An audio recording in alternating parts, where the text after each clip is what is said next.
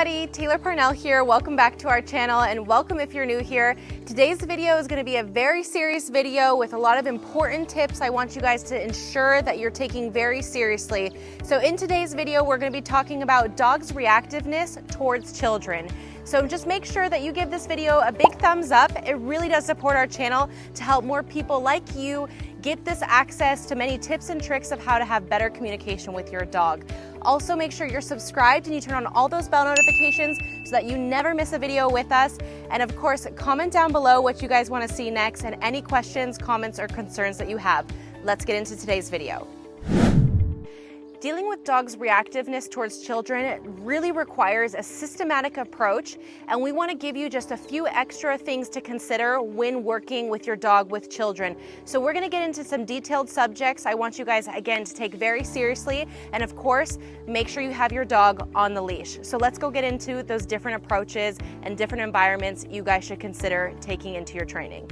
The first most important thing is ensuring safety. Safety for your dog, safety for the children. We don't want any potential incidents happening or even accidents. So I want you guys to remember, always have your dog on the leash, especially if your dog is reactive. You need to make sure that your dog is on the leash until you address the issue.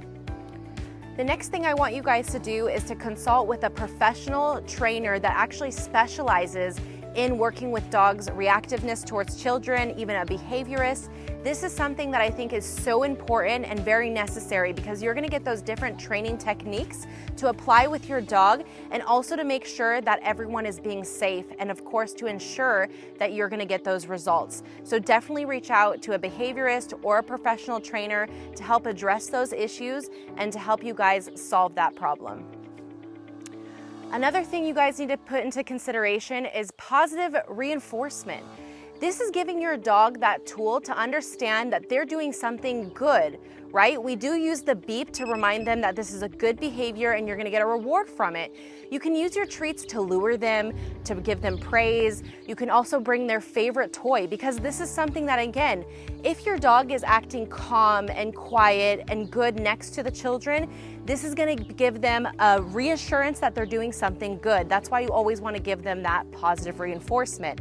Now again, keep into consideration, you wanna make sure that you're introducing them to kids that are also calm, giving them an easier way to introduce the situation to them, and as they start to get more comfortable, you can introduce those harder challenges. So again, remember, always give your dog positive reinforcement, and as you start to open that idea to them, they're gonna understand that everything is gonna be okay. So let's talk about counter conditioning. This is gonna give your dog that association with the children that it's a good response and it's something that they should enjoy seeing, right? What we want to do is, again, reward them with treats, praise, all of those things that's gonna really give them that understanding that when they see children, it's a good thing that's gonna happen with them. Again, also with your collar, you can use the beep and that's gonna remind them that, hey, you're gonna be getting a treat for this reaction to the children. So again, I want you guys to start from a distance, like I said before, on the leash always, and slowly decrease that distance for your dog from the dog to the children. Again, you guys, it's all about making sure that when you're opening that conditioning and that environment to them, that they're understanding that they always want to be paying attention to you. So those treats, reward, and taking those steps slowly will help reassure that for you. You should also desensitize your dog to children gradually on a controlled manner, including a leash.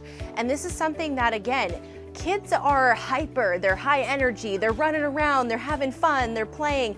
It sometimes can be overwhelming for your dog. So I want you guys to understand that you need to start with this gradually and it's gonna take time. With that time, your dog is going to tell you if they're comfortable in that moment and with that experience. And as you start to get more comfortable and your dog gets to become more comfortable, that's when you can start to open that different environment and that experience with the kid. And over time, you're gonna see your dog getting more used to that interaction. So I want you guys to keep that in mind, that this is something that you have to remind your dog of, something that it's a good thing, it's a positive thing.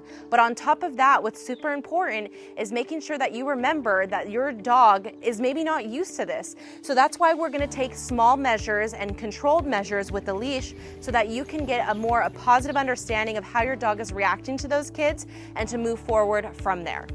The next thing I want you guys to understand is you need to manage your environment. Sometimes dogs can get overwhelmed. They can get, overstimulated by everything that's going on. So I want you guys to have a baby gate or a crate or something that can give your dog that reassurance that if it's too much or they're too overwhelmed, they have that safe space for them. And as they start to get more comfortable in those situations, you can manage them by having a leash on them and giving them more opportunity to kind of, react with the environment and give that opportunity to be able to give that moment with the children. So keep an environment, managed. Don't feel that, your dog should have to hide in a corner. They deserve to have their own space to be able to feel comfortable. And as they start to feel comfortable, you can help encourage them to enjoy with children. Another important thing is to educate your children or the children that are, interacting with your dogs. It's something to be gentle, calm, and secure. If a kid is coming up to your dog, and going crazy and pulling on their hair and doing crazy things, that might trigger your dog and give them a really uncomfortable situation, and then they'll associate children to be not a good thing. So if you educate your children and tell them to be gentle, to be kind, maybe pet them away from their face, or for instance, just for example, maybe your dog is head shy, so maybe they need to pet them farther down the body or vice versa. This is just something that, again, your dog, you interact with your dog, and when you have a little person around, aka a child, you want to make sure that you educate them on how to interact with those dogs. So I think this is going to be an important thing so that they will both have a positive experience, and then again, your dog will associate children to be a positive thing.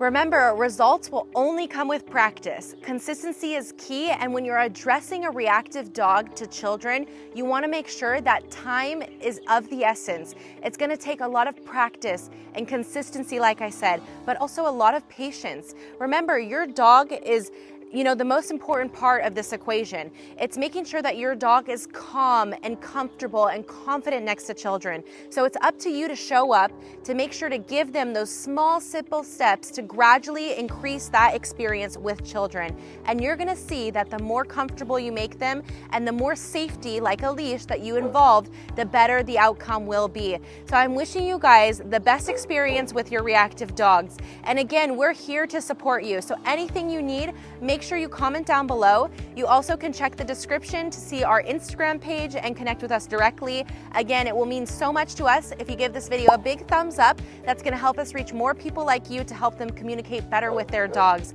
And of course, make sure you subscribe and you turn on those bell notifications so that you never miss a video with us, because we post every single week here, and we're looking forward to having happy training journeys with you all. So thanks again for tuning in, and we'll see you on the next one. Bye, everybody.